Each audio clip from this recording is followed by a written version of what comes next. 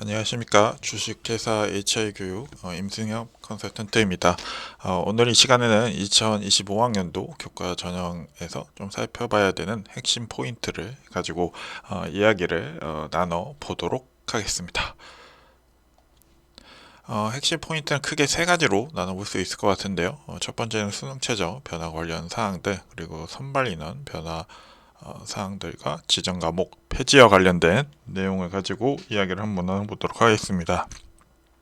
자, 우선 수능 최저 변화입니다. 서울대에서부터 숙명여대, 서울 주요 15개 대학을 기준으로 가장 큰 변화가 뭐냐고 살펴봤을 때 일단 수능 최저 변화인데요. 수능 최저 변화 관련해서 가장 대표적인 대학이 현재 연세대학교와 한양대학교입니다. 2025학년도를 기준으로 해서 작년 대비 최저가 신설된 대학이라고 볼 수 있습니다. 먼저 연세대 경우를 보면 연세대 이제 작년에 최저가 없다가 금년도에 이제 최저가 신설됐지만 이 최저 신설과 관련해서 이제 커트라인이라든지 변동성에 얼마나 큰 영향을 줄 거냐라고 물어보신다면 파급력이 거의 없다고 지금 보고 있습니다. 이제 금년도에 이제 연대 같은 경우에 인문이나 자연 같은 경우에 뭐 국수 영탐 기준으로 해서 거의 3합칠 뭐 이과 문과는 이제 영어 3등급 포함 2개합 4 그리고 영어 3등급에서 3합치 자연 같은 경우에는 국수 탐탐 기준으로 2개합 5 그리고 영어 3등급 한국사 4등급까지 진행을 이제 최저를 맞춰야 되는 상황인데요. 이제 비교를 할 수 있는 대학은 고려대학교인데 추천 같은 경우에 세계영역 등급 합 실이기 때문에 고대랑 비교해봤을 때 굉장히 무난한 수능 최저이다.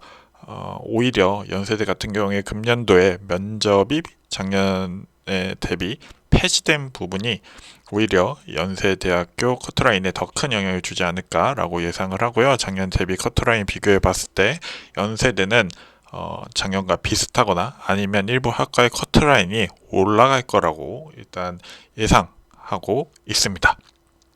그리고 두 번째 수능 최저 부분에서 가장 파급력이 높다고 보여지는 대학은 바로 한양대입니다. 한양대는 금년도에 국수영탐 세계영역 등급 합 7를 이제 최저로 걸었는데요. 자, 한양대 교과 같은 경우에 기존에 이제 최상위권 학생들이 수시에서 마지노선으로 쓰는 대학 중 하나로 꼽혀왔습니다. 그런데 이제 최저가 3합 7로 만들어졌기 때문에 문과와 이과 학생들이 이제 마지노선 대학을 어디까지 쓸 건지에 대한 결정을 좀 방향이 달라질 가능성이 높은데요. 일단 한양대를 대체할 가능성이 높은 대학으로는 일단 서강대를 가장 우선시하고 있습니다. 서강대 같은 경우에 이제 순수 교과 전형으로서 한양대 같은 경우에는 금년도에 서류평가 부분이 있고 성균관대는 기존에 교과뿐만 아니라 서류평가 부분이 있기 때문에 순수 교과 전형으로 한양대 2024학년도에 한양대 역할을 대체할 학교로 서강대를 일단 꼽을 수 있을 것 같습니다.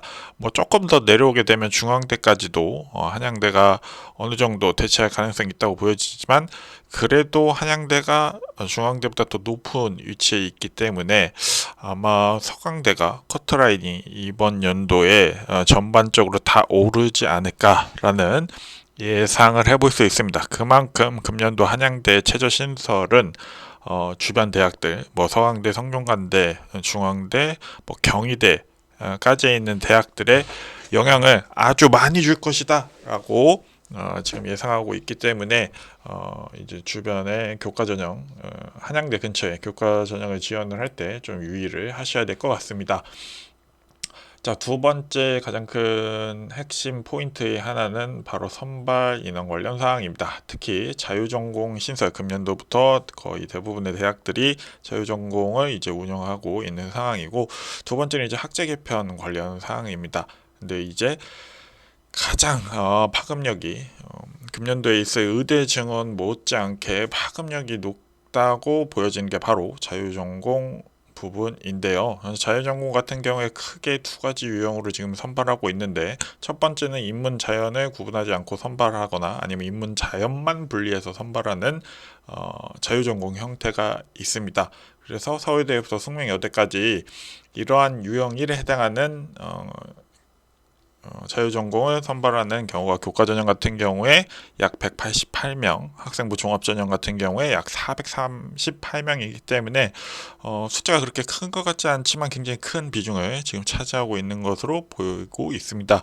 그리고 두 번째 유형은 기존에 이제 인문자연을 공통으로 뽑거나 분리해서 선발하는 게 아닌 단과 대학, 뭐 사회과학 대학 뭐 이런 식으로 단과 대학별로 선발하는 케이스가 있는데요. 서울대부터 숙명여대까지 해당 단과 대학별로 신설된 경우 교과전형 같은 경우에 약 320명, 종합전형 같은 경우에 약 137명 정도가 지금 신설된 상황이기 때문에 해당 부분에 있어서는 교과전형에 미치는 영향력이 굉장히 크다고 보여집니다. 종합전형 같은 경우에 기본적으로 전공 적합성 진로 역량 부분에 대해서 학과별 선발이 지금 진행되고 있는 상태이기 때문에 굳이 여기서까지 단과 대학별로 선발할 필요가 없다고 대학들이 판단해서 그런지 교과 전형을 중심으로 일단 유형이는 많이 지금 신설을 한 상황입니다. 그러면 자유전공 신설은 어떤 영향을 줄 거냐? 일단 교과 전형 같은 경우에 자유전공 자체가 이제 금년도에 신설이 됐기 때문에 커트라인 예측하기가 굉장히 어려울 가능성이 높습니다. 최저 점수나 최고 점수 예측이 굉장히 까다로워지는 사항으로 보여지고요. 그리고 기존에 해당 이 자유전공 같은 경우에 증원을 한 게 아니라 기존에 선발했던 이제 학과별 인원을 떼와서 새로 만들어낸 구조이기 때문에 기존의 개별학과 선발 인원이 축소함에 따라서 합격선 자체가 전반적으로 다 올라갈 가능성이 높습니다. 뭐 한국외대 같은 경우에는 특히나 이러한 영향을 많이 받는 대학인데 기존의 교과전형 같은 경우에도 좀 미니 학과 같은 경우에 5명에서 7명 정도밖에 선발을 안 한 상황인데 단과대학별 선발이라든지 아니면 자유전공 선발에 따른 영향으로 인해서 뭐 적은 학과는 3명, 뭐 2명 이런 식으로 선발하는 등 선발연이 굉장히 줄어들기 때문에 금년도 합격선이 전반적으로 다 오를 가능성이 굉장히 높다. 그래서 이런 부분에 있어서 굉장히 유의해야 된다라는 점 좀 알고 계셔야 될 것 같고요. 자유전공 같은 경우에 앞서 신설 기존에 있었던 뭐 예를 들어서 홍익대라든지 뭐 기존에 있었던 학교들도 있지만 신설된 학종에서도 자유전공 관련한 신설 인원이 굉장히 지금 많은 상황이기 때문에 이것도 역시 기존의 인원을 축소시켜서 만들어낸 상황이다 보니까 기존 학과들의 선발 인원 축소에 따라서 서류 평가가 굉장히 합격 자체가 굉장히 까다로워질 거다라는 거 역시 볼 수 있을 것 같습니다. 자, 선발 인원 변화 관련해서는 또 여러 가지 내용들이 있는데요. 우선 학제 개편 사항입니다. 특히 이제 이과를 중심으로 해서 학제 개편이 굉장히 활발하게 지금 각 대학별로 금년도에 이루어지고 있는 상황인데 특히나 건국대 같은 경우에 변화의 폭이 크기 때문에 꼭 입시 요강을 좀 확인해 보시고 이게 통합이 됐는지 학과가 통합이 됐는지 분리가 됐는지 이름이 변경이 됐는지 이런 걸 꼭 살펴보실 필요가 있습니다. 자, 학제 개표 같은 경우에 기존에 통합해서 선발했거나 분리해서 선발했거나 이런 게 지금 변동이 될 가능성이 있기 때문에 기존에 있었던 자료들을 참고해서 커트라인이나 이런 걸 참고해서 활용하는 게 조금 하다라는 점을 조금 유의하셔야 될 것 같습니다. 자, 선발 인원 관련한 변화에서 좀 봐야 되는 건 바로 신설학과 부분인데요. 서울대부터 숙명여대까지는 주로 이제 이과 학과를 중심으로 해서 계약학과들이 많이 지금 늘어난 상황입니다. 서울대 스마트 시스템과학, 연세대 지능형 반도체 전공, 고려대 인공지능학, 성균관대 양자정보공학 등 이러한 교과 학종에서 이러한 신설학과들이 생기게 되면 학생들 입장에서는 이 학과들을 전략적으로 조금 지원해 볼 필요가 있지 않나. 특히 이제 신설학과 같은 경우에 기존의 인기 학과들에 비해서 커트라인이 상대적으로 처음에는 낮게 형성되는 경향을 보이기 때문에 기존의 자료들을 좀 참고해서 전략적으로 지원해 보시는 것을 추천드립니다. 자, 그리고 금년도 2025학년도 교과전형에서 좀 핵심으로 볼 수 있는 포인트는 바로 지정 과목 폐지입니다. 특히 이제 자연계열 같은 경우에 기존에 수학은 미적분이나 기하, 과학 탐구를 지정을 했지만 금년도부터 대부분의 대학들이 이런 지정 과목을 지금 폐지를 한 상황입니다. 살펴보시면 수학 과탐 아직까지 지정하고 있는 대학은 서울대, 연세대, 시립대, 홍익대 이곳 과탐만 지금 지정하는 대학은 고려대입니다. 미지정 대학은 서울 15개 대학을 기준으로 서강, 성균, 한양, 중앙, 경희, 한국외대, 숙명여대 등이 지정 과목을 폐지한 상황입니다. 근데 사실 해당 부분은 최상위권 이과 지원자들이 해당 뭐 교과 전형이라든지 학생부 종합 전형의 수능 체제를 맞추기 위해서 이과 지원자들이 확률과 통계랑 사탐을 선택할 가능성이 높다라는 부분은 좀 동의하기 힘들 것 같습니다. 뭐 정시를 나중에 뭐 정시로 갈 수도 있는 부분이기 때문에 해당 부분에 있어서의 파급력은 앞서 설명해드린 자유전공이라든지 뭐 학자 개편이나 신설학과 등에 비해서는 조금 파급력이 낮지 않나라고 보여집니다.